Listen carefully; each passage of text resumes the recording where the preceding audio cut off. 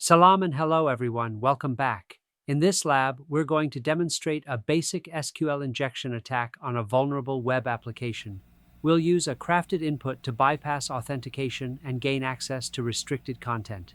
This is a key concept in web security and a common vulnerability developers must guard against. Let's dive in and see it in action.